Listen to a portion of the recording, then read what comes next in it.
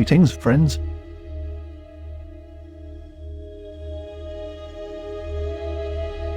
Today, we will continue to reveal some ancient secrets related to water and its movement.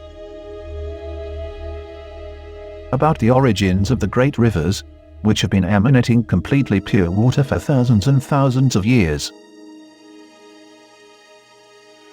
In previous videos we have already analyzed the origin of rivers.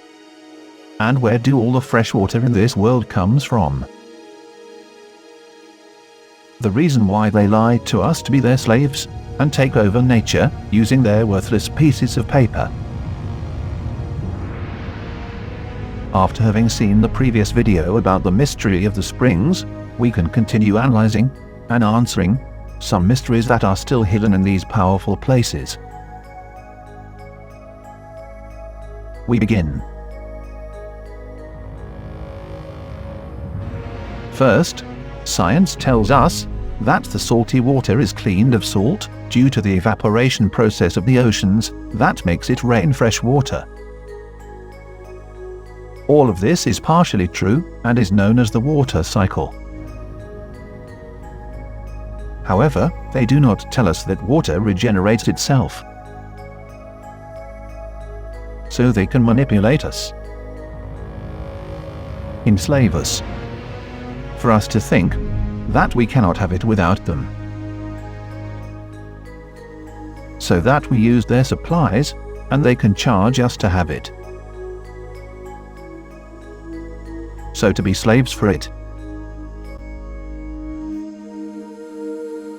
In a message someone told me that we are not slaves, that we are free to go to the country whenever we want. To which I replied, then why don't you go to the countryside to live in communion with nature? His response was, well, because I can't. My job is here in the city, and I have to pay my car and my house. How I'm going to go live in the country without light or drinking water? Did you see? How do they make us think that without them we can generate electricity or live comfortably? They enslave your mind with comfortable illusions to think that's the only way. Their way. So you can't leave, even if you want to. Being like that, a slave of the system, and at the same time, believing you are free. We can have the same comfort in the field, using more perfected alchemical methods mixed with the old ones. Analog and mechanical technologies that do not require electric light. We can even make our own solar panels. Seek to live more sustainable,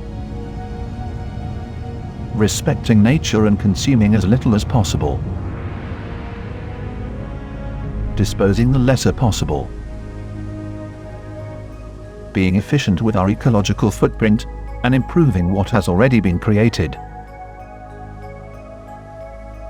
Learning ancient prohibited knowledge that forces us to value nature and life,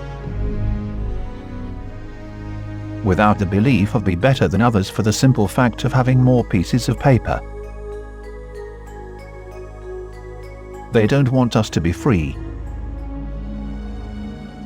They want us to overconsume at expenses of nature, only to keep puffing up their pockets with those papers. Those little papers with which we have allowed them to have power over us. They don't want us to know that water is infinite, and that it was given to us as a gift to all beings who need it. Therefore, each being occupies its corresponding type of water. What happens if you put a saltwater fish in fresh water, or vice versa? It dies. Because each one is made to provide and exchange its alchemy only with its corresponding stratum. Evolution, as they tell us, does not exist. Otherwise, as there is more salt water in this world, we would all be adapted, or we would have evolved to drink it. Which is not the case. If there were an improvement from one environment to the other, as Darwin's theory of evolution tells us, then we would already been adapted to live in both ecosystems. There is no benefit in losing the ability to drink salt water. More when 97% of the world's water is salty. In addition that we also need salt to live. With this we see that in reality there is no evolution. The truth is that all living beings are made to provide alchemy to his respective world. That is to say, take something and give something in return. For example, our droppings are compost for the earth. It is alchemy, generated by us in the process of communion. Giving the most dense to the most dense. To the ground. The lower plane where a part of our energy comes from. The etheric realm of the earth. The problem is that we no longer live touching the soil, but on the cement. We no longer commune with the earth, with the ground that we step on, that support us. The matrix is this whole world of concrete that is designed to oppress you, so that you live between grey walls and never see the truth of a magical and miraculous world that is made for you.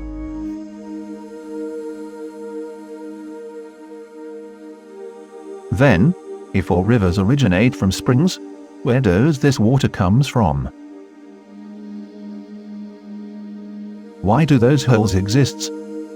And also, how is that the water is pumped above sea level? And the main question, why isn't it salty? To answer these questions we will have to go to Venezuela. Specifically, to several very beautiful mountains in that country. Formations considered as plateaus. Supposedly they were formed, like all these strange mountains, due to the solidification of the lava and to the telluric movements that caused them to rise more than half a kilometer from their base. Same that, as they tell us, should have been almost completely flat at the beginning and had to be extruded upwards, somehow, altogether. But that's what scientists tell us. These gigantic formations also present the so-called basaltic prisms. Very perfect and long hexagonal formations, which always run through the entire structure as if they were some kind of filaments. For a long time we believed blindly what the Masonic scientific institutes told us. However, until today, knowing the Illuminati lies and what was written in ancient times, we can give a second analysis to all these incredible structures, which are repeated in countless places around the world. These formations always have a flat or broken top, reminding us of the stumps that remain after cutting a tree. It may be that all these structures are indeed the gigantic trees named in ancient legends. In this video we will analyze some evidence and overwhelming facts that will reveal to us without a doubt that there are many wonderful things that kept hidden from us. First, as I told you, we must go to Venezuela. In this area, we can see several rock formations which I have marked on the map. The whole area is surrounded by these. And as you can see, they all have a flat top. The first I want to show you is the giant tepuis. A gigantic formation with an area of more than 70,000 hectares, which also albergates the Angel Jump waterfall. Here we can see it on the map. It is considered the highest waterfall in the world, with 979 meters of fall. It can't be truly appreciated from here, but its top is full of springs. Let's look at some of these images.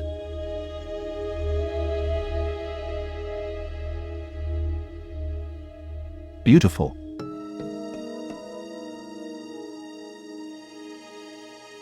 Now let's look another one. Very close. Follow me, because I want to make a comparison. To the south, just 80 kilometers away, we have another. The so-called Chimanta Massif. Another massive 600 square kilometer rock formation. And according to research, is composed of 11 fragments or branches.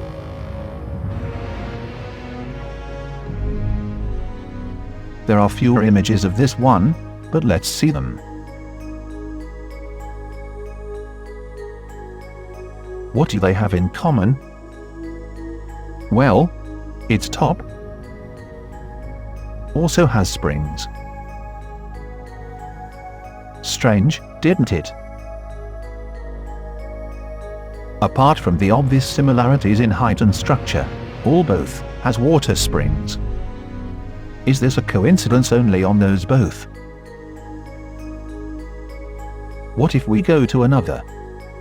This time 150 kilometers from here. To the so-called Mount Roraima. Mount Roraima is the highest quartz mountain in the world. With an altitude of 2,810 meters above sea level. And something curious is that the structure of the quartz corresponds with the silicon theory. In addition, the difficult climb makes it difficult to analyze the climate and the unique geographical conditions of this supposed mountains. The origin of the word Roraima is not well defined. The first explorers in the area found that the Pemons, the local tribe, referred to these mountains for a long time as the mother of all waters. Very appropriate name, because from its top, numerous waterfalls descends, which are the source of many rivers that flows to the Orinoco, the Essequibo, or the Amazon River. So again, we see that this mountain also has water flowing from its top. But where does that water come from? By doing a quick investigation, we realize that this waterfall has a constant and uninterrupted flow all the time, even in the driest times of the year. And not only that, it has many water currents flowing from each of its faces all the time, as well as underground caves emanating water in great quantity. But then, if the top is flat and there is nothing higher, how does this water to flow by altitude?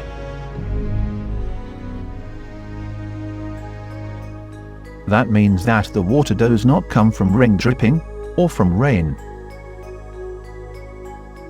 Cause it is uninterrupted and there is nothing higher.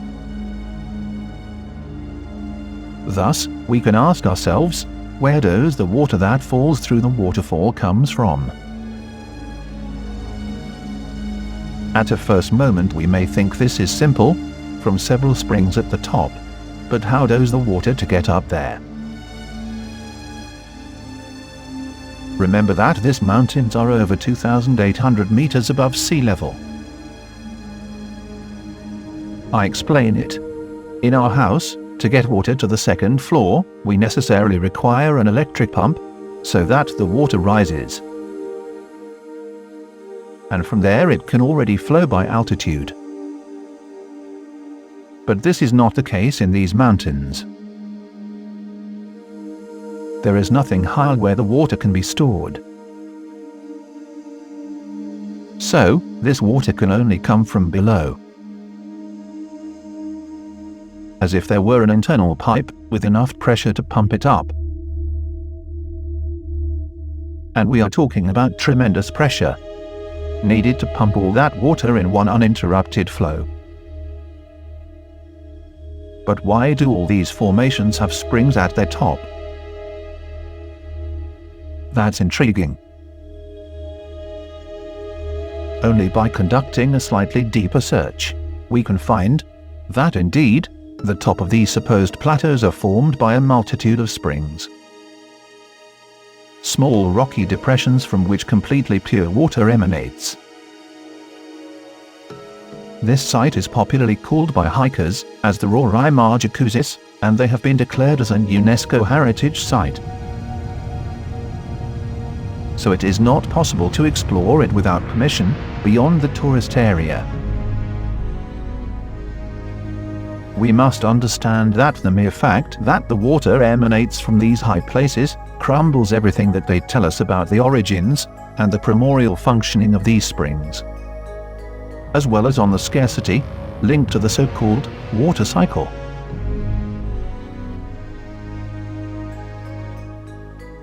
Then, how is it possible for the water to spring up unaided from up there? Not even scientists have been able to reach a conclusion about what they are, or how it function, and how the hundreds, or maybe thousands of spring tunnels at the top were formed.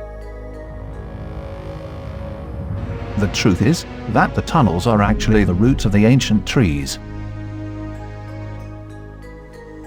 There's no other explanation for all these mysteries. For the similitudes with the vegetal fibers. Let's take a look. Same hexagonal patterns.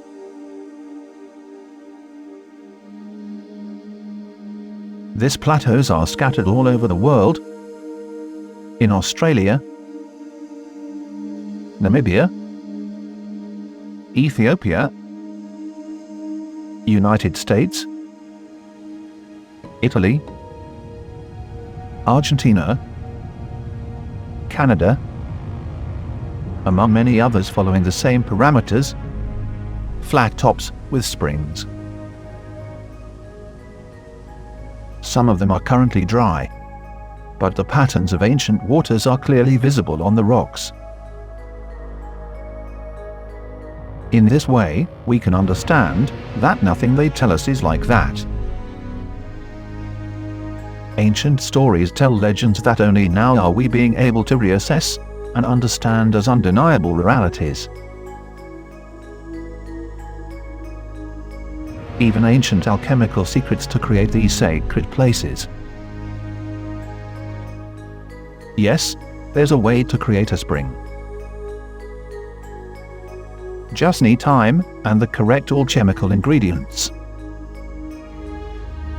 Ancient secrets of this sacred knowledge. Secrets that we will continue to talk about in future videos. Many ancient truths that we are about to reveal.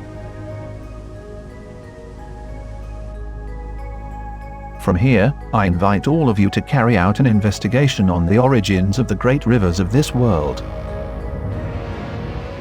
Do it on your own, and you will notice that there are no photographs or videos available, not even clear information about the sources of these great rivers such as the Nile or the Amazon. Go to the water springs and try to find out where all of that water comes from. As much as scientists say, the truth is that everything is theory. Cause it's impossible for us to submerge or send a robot below the ground, since it would lose signal just when entering, and it would be impossible to know where it is, in order to recover it. The truth is that all the wonders of this world are unknown in their original origin. All the ancient and incredible things that they hide from us, so that we do not value what we lose, and continue to exchange it for worthless pieces of paper, so that we lose our humanity, and educate our children to compete, and destroy others only for paper. Let's not play their game. Nature is worth more than gold, and it is ours. Let us not belittle it. Let us value what she offers us. The infinite communion with ancient nature. Let's educate children for the future, to care for and respect nature and all life beings, to use technological alchemy with respect and humility, in communion with nature. We are in a world awakening, and each awakened person must do their part. Together we will achieve change. This is happening as we speak, and it is time to reconsider and realize all the deceptions under which all humanity is subjected. This will be a great project, and we need your help. From all of you. Those who have sent us a message, seeking to help us from their respective countries. Share. Let's talk about this with everyone. Let's ask questions that encourage discovery.